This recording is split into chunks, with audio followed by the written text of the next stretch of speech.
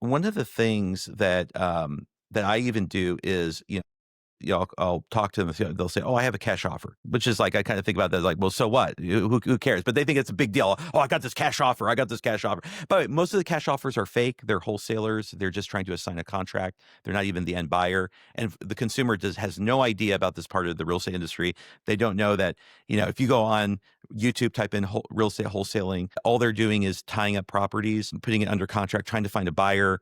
They don't find the buyer.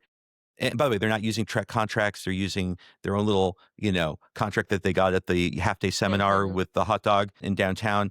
So it doesn't have any of the protections to the seller. It doesn't have any of the protections that should be there. That like earnest money, like serious earnest money, serious remedies if they don't perform their contract.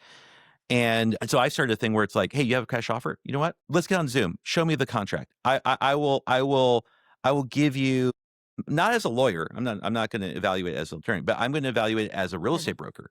What does this look like? No questions asked. And you're not obligated to use me. You're not obligated to do business with me. Just show it to me. And because I know that I know what I'm going to see, and I know it's not going to be great. And I know if they understand it, they're not going to want to do that. So this is just to say, Stephanie, this is just to say that it's very similar to the attorneys, right? It's like, you want a good attorney. You want an attorney. You probably don't want the criminal law attorney to do your probate. He probably doesn't want to do your probate actually, but you don't want the mineral rights guy. Okay, the mineral rights attorney. Okay, right. We have a lot of those guys here, right? Oil and Okay. gas, right. You probably don't want him doing your probate. You want Stephanie. You want Stephanie to do your probate, right? You want Stephanie to do your probate because she does probate. She does breakfast, lunch, and dinner. She does probate. She knows what's going on probate. And I think the same is true with real estate.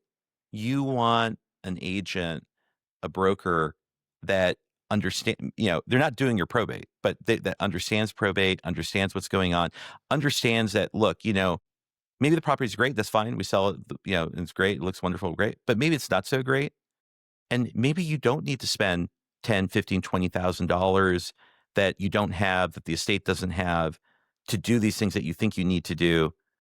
And actually, let's just close this out. Like instead of you waiting, the market's going down. Like right now, the market is declining.